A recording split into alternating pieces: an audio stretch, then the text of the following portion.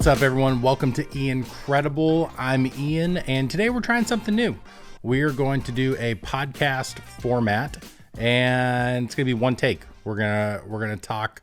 You probably guessed it. Golf today. It's the Masters. It is April 9th, Tuesday at the Masters. We are having a celebration dinner tonight for Jon Rahm. No, I'm not in Augusta. I'm not invited. And I'm not going to be trying to recreate that menu, but we are going to talk about golf. So without further ado, let's jump into the menu. So the Masters, it is a tradition like none other. For those who love golf, you know this. This is like the start of the golf season in my mind. Like, I know that we go through, the winter golf. Obviously we have like the Tour Championship. And then you got like the tail end of like fall and winter. They go out to Hawaii. You got the West Coast swing. They go down to Florida. You got the old Texas two-step. But like when the Masters is here, it's when it's going down. This is where we're getting the best in the world. Everybody's there. We don't have to worry about the PGA Tour and Live Golf at the moment. The best of the best are there, and everybody is looking to win. And so I couldn't be more excited. Everything from the painted curbs, the white jumpsuits for the caddies, like it just gives you all the feels. The azaleas in full bloom, Jim Nance's sultry voice on the mic. It's going to be incredible. So I know we're like towards the tail end of the Tiger Woods era. No pun intended with the the tiger tail comment, but part of me, like the kid in me, wants Tiger to win this thing. I don't think it's going to happen, but do you want to be going through and making your picks and like to bet on the Masters? Like, okay, who's my squad? Who's my team? And not have Tiger in it? Could you imagine Tiger winning and you betting on other people other than Tiger? Like, I don't want to be that guy. So am I going to like fear bet Tiger just to make sure that like if he wins, I'm a part of it? I'll tell you what, the odds makers are making it pretty enticing to do so. So a friend of mine who lives back in Washington, we bet on all the majors together, and we do like a traditional snake draft, So for those of you who don't know, a snake draft is where you have 2 people, 5 people, however many teams, and whoever picks first, second, third, fourth, fifth. The second round, it goes 5, 4, 3, 2, 1, and then 1, 2, 3, 4, 5, and 5, 4, 3, 2, 1. So it snakes back and forth. My buddy and I, we've been doing it for all the majors for a number of years now, and we just locked in our picks for our 2-person snake draft. And there were some notable misses, like people that were not selected. Let me pull it up here just to share with everyone. So we got Team Ian, and we'll call it Team C Money. We'll call it that. So I had the first pick, and it's a little bit tough. Like in a 2-person, you're almost like, do I want the first pick or do I want the second pick? So you get 2 back-to-back picks. I went first. I took Brooks Koepka, number 1 overall. I know a lot of people might find that not the best pick. I mean, he's not a favorite, or he's not like the favorite, I should say. But the guy just shows up for majors. So I took Brooks, number 1 overall. And then I kind of follow like, what's been going on, throughout the season, like how people are playing, keep an eye on that. So C Money follows it up with Scotty Scheffler, Jon Rahm, basically probably the 2 odds-on favorites for winning. I know Rombo won last year. Can he go back to back? I don't know, but he's been on form through the end of last year. I know people are, he's been playing resort courses in shorts for the last, 6 months. How good can he be? I'm not going to be the person to second guess Jon Rahm's ability. Just not going to do it. Not going to be me. So he took Scheffler and Rahm. I followed it up with Wyndham Clark, who's been playing phenomenal golf this year. Wyndham Clark is just an absolute machine, and he's got that gear. Like he's just got that thing about him where I feel like he's gonna show up big, and he's gonna be a multi-major winning golfer. And based on how he's been playing lately, I have all the confidence in Wyndham Clark. Second one, a little bit of an emotional pick here, but again, I see this guy winning multiple majors when his career's, said and done. And that's Max Homa. Just a heck of a ball striker, one of the best on tour. And at Augusta National, you gotta be that ball striker. You gotta be the guy with the shots in the bag, know how to manage the course. Max has played there enough times. He's like a fine wine, keeps getting better with age. And so, yeah, I think Max definitely could be one of the guys putting it together. Odds-wise, not the strongest pick, but, like I said, could have been an emotional one for me. Moving on. So I go Clark, Homa, C-Money, just really, really picking some emotional picks here with Rory McIlroy and Jordan Spieth. And I got to tell you,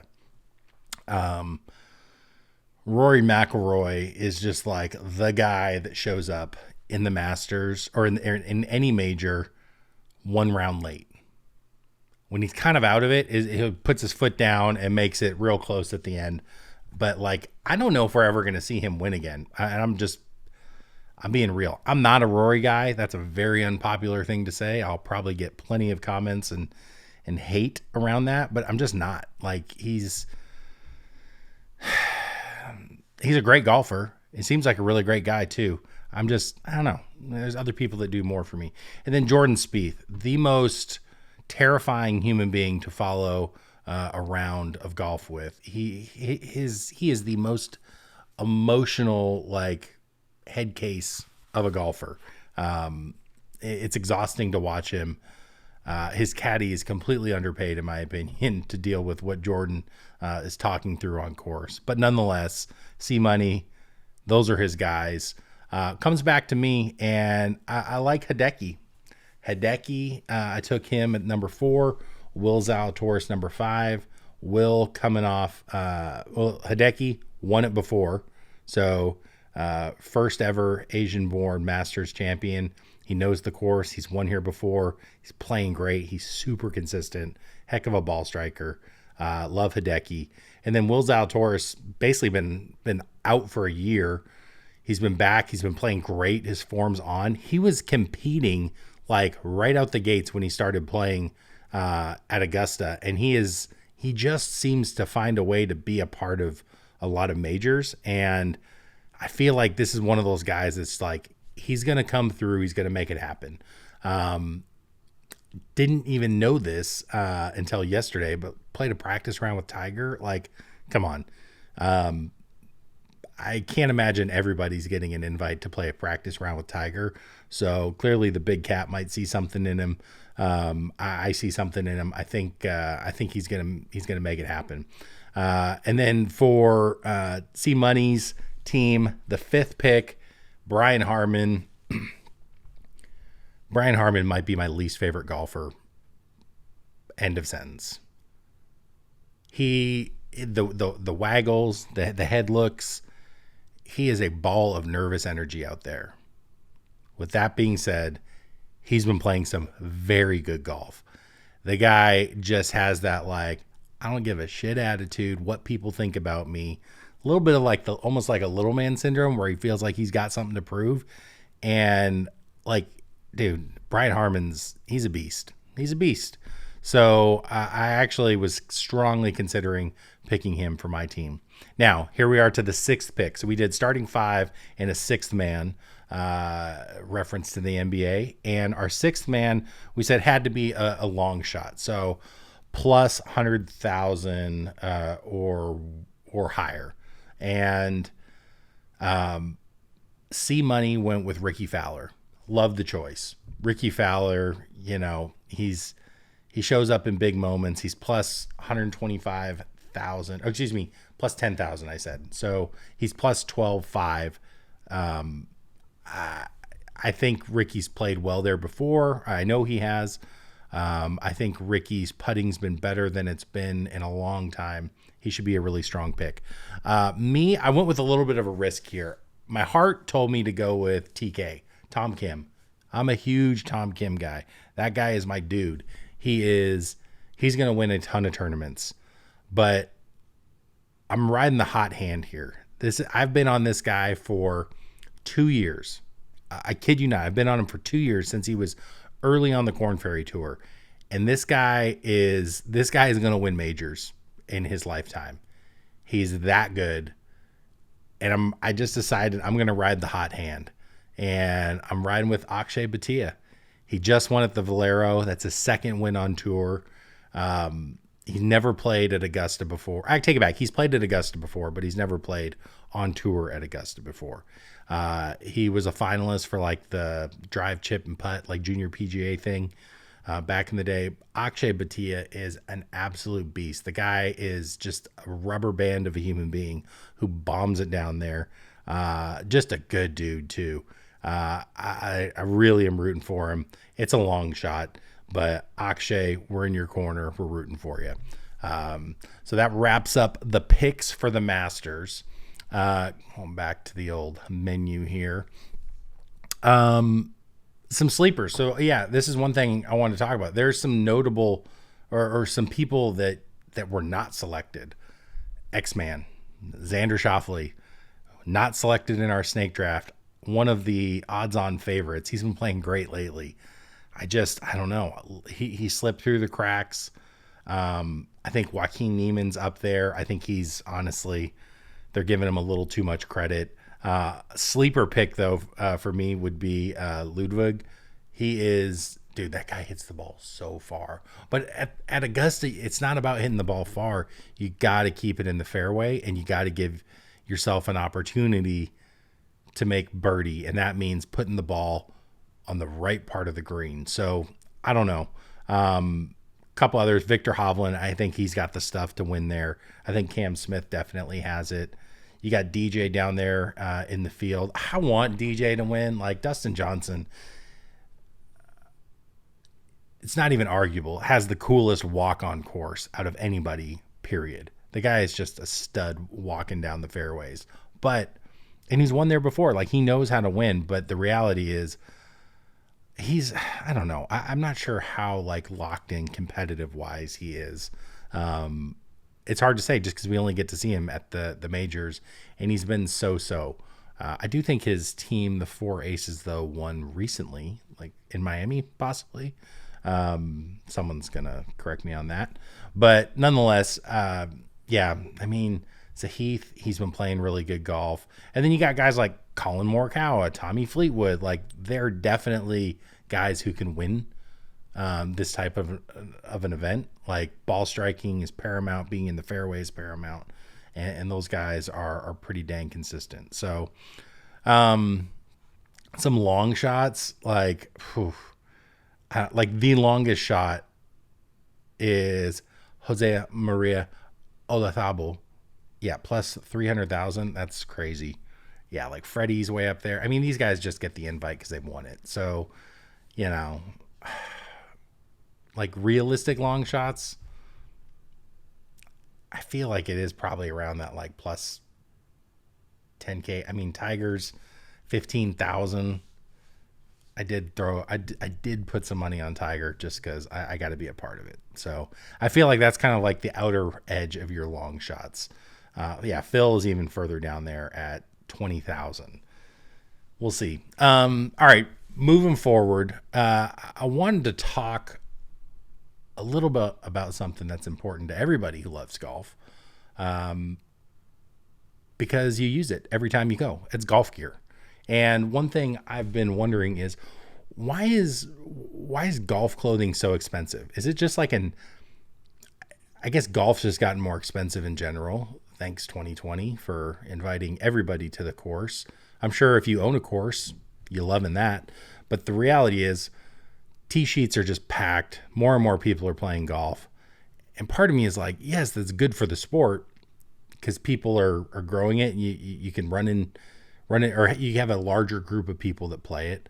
But there's some things that come with it. And one of them is like, man, I feel like the cost of like everything has just gone up. But golf clothes are just inherently more expensive. If you're looking at a pair of shorts versus a pair of golf shorts, they're going to be more expensive.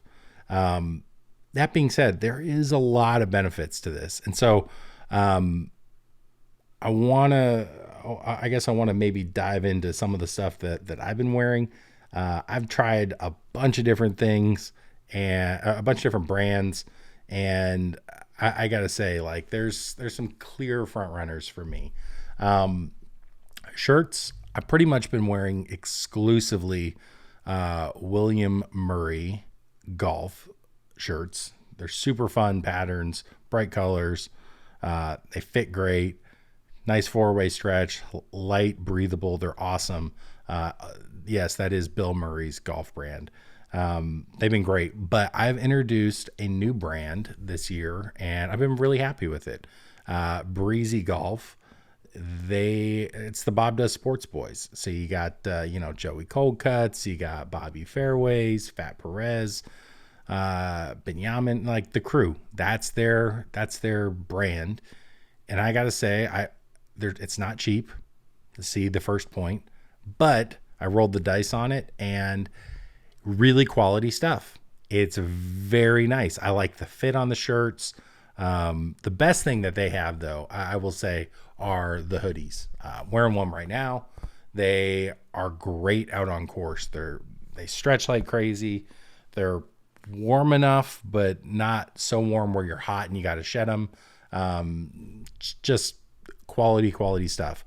So shirts, I've been on the William Murray and the Breezy Golf. Some of the old favorites, like I will say FootJoy makes a really nice shirt. And Adidas. I had Nike shirts forever, but I think shirts are one of those things, like it's got to fit you. Some of them have like the really long sleeves that go like far down your elbow. I'm not a fan of that. Like I like a shorter, kind of like mid bicep cut. So you got to find what works for you. The bottom half I've been locked into this brand for, 8 years probably at this point. Let's see, 8 plus years. Yeah, it's been a no-brainer. Adidas makes the best, in my opinion, the best shorts and pants you're going to buy. They're not the most expensive. They're not the cheapest. They're kind of in the middle. But they have the best quality, the best fit, and they've just gotten better. So I re-upped. It's been a couple of years since I had bought in shorts, and I just re-upped this last year and I got a few pair. Gosh, they fit so good. I went with the 8.5 inch inseam. The waist, it's got like the right amount of stretch, not too much, not too like rigid. It's a 4-way stretch, flat panel kind of construction. It's nice little taper on the shorts, and it's just like they'll sew the back pockets. So I always undo the right one because I use that for like my phone, or I'll put a glove in there. Actually, I don't put a glove in there anymore. I now use the tab on my glove and I'll stick it under my belt. That's like the new move for me. And I like it better. But anyway, so Adidas, like bottoms, as far as like pants go, shorts has been it. They have the silicone on the inside, keeps your shirt tucked in. I did go with Nike back in the day. Some of the other brands I've tried, so like I've tried Nike, I've tried Travis Matthew. I've also tried like that Walter Hagen, which is like you can get really inexpensively at Dick's, and it's okay. The material is okay. What sucks for me though is the waistbands. The waistbands are so rigid. Like there's no give in those whatsoever. So like when you're bending and squatting and swinging, like they just don't move with you as well as the Adidas have. So that's my 2 cents on that. And then shoes, again, like I didn't think I was a big Adidas guy because I don't wear Adidas anywhere else like in my life. But the Adidas Code Chaos, man, they are a shockingly comfortable shoe. It's a spikeless construction, super waterproof, everything you want for golf in 4 seasons. If it's like really wet, you might get some slip with your feet. Just depends on kind of how active your feet get. If you're Scotty Scheffler or if you're, I don't know, who would have calm feet? Oh, Max Homa. I'll go with Max. So it just depends. So that's my recommendations on golf gear for the year, on at least the brands I've been wearing. And then like even simple things like socks. Do you think much about your socks? What socks are you wearing? I've been on this brand for a long time. I've tried lots of socks, cheap Nike socks, you name it. Like just get random socks from TJ Maxx back in the day. Socks are important. And there's 2 brands. It's, Bombas is one. And the one I actually, Stance. There we go. I was like, why can't I remember it? Bombas and Stance. I wear Stance, but just the Stance socks that have the little tab that comes in the back, much nicer experience for golf. Like having the little like tab in the back, it's going to make or break your experience on the golf course. All right. That's enough about that. I talked about golf, the growth of the game through the pandemic, the costs rising. That means more people are out on course.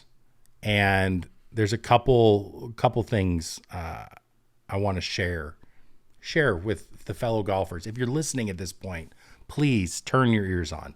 It's etiquette and tips. And there's a couple things.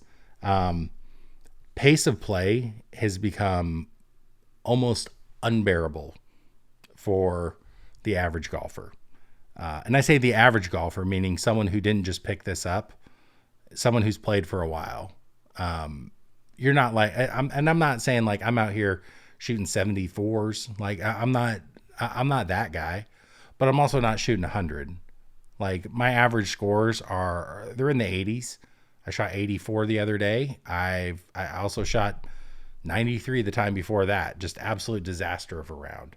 So, but I'd say on average, I'm somewhere in the 80s. And so I think pace of play is something that new golfers, especially if you're a new golfer who started with your friends and you're all kind of new together, you're all in the same world or bubble, you don't realize that like pace of play is important. You should be playing in no more than 4 hours, like in my opinion. 4 hours is plenty of time. If you're taking longer than that, that means someone else is taking longer than they should be taking. So like the number one thing with pace of play is it's your job to stay connected and in touch with the group in front of you. Meaning like if you're waiting on the group in front of you, you're doing your job. If the group in front of you is pulling away, you are now the one that's holding up the train. So I think that's the one thing that people don't realize. Like, I know you paid your money to be out there, but the reality is you don't need to be running around the course. But if you're taking 5 hours, 6 hours to finish a round of golf, that's absurd. That's way too long. Nobody's going to play good in that amount of time. So pace of play is one. I think all new golfers, this is a big tip for you, because I got 2 kids that have been new to golf in the last 3 years or so, 3-4 years. And look, they're not going to make pars on every hole. They're not going to make doubles on every hole. And so like one of the things that is super, I think helpful, especially as a new golfer, just play triple bogey max. If you're not in the hole by triple bogey, just pick it up and move to the next hole. You're not out there trying to prove anything. You're trying to get better. The reality is if you're on course and you're struggling to make triple bogeys, it's practice for you. Like you're just practicing being on course, hitting different shots. And so pick it up, move to the next hole, live to fight another day. You will get better with time. Like spend time on the range, work on your ball striking, take it out on course, see how it goes, make adjustments and repeat. Keep working the system. But triple bogey max really should be like especially for recreational golfers, which 98% of probably golfers are rec golfers. I mean, there's very few of us that are playing like in tournaments for organizations or schools, or you know what I mean, or like mini tour stuff. So like triple bogey max if you're playing rec golf, especially if you're learning.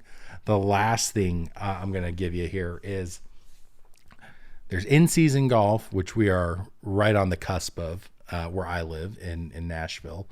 And there is out-of-season or off-season golf, aka the winter, where courses are wet, they're soggy, grass is dormant, it's cart path only. It's not ideal. And so one thing that I think people struggle with is trying to hit the same kind of shots you hit in season during the off season, and especially around the greens. So short game. When you're hitting off of like soft, mucky lies where this grass, everything's just going to want to like jump onto the face of your club and grab your club, and you're going to just kind of stick that right into the ground and nothing goes anywhere except for mud, and it probably hits you in the face. It's a tough look out there. So two things. One, let the bounce on the club work for you. The bounce is the bottom, the sole of the club. If you're not letting that hit the ground and bounce up, your club is going to dig into the ground. That's one thing. The other thing is just don't hit those shots. Hit a bump and run. Grab like a pitching wedge or an 8-iron and just give it like a little putter stroke instead of trying to hit like a 56, like a high chip or something like that. That bump and run will get you significantly closer to the hole at a more consistent clip than trying to hit your regular chip shots in really soft conditions.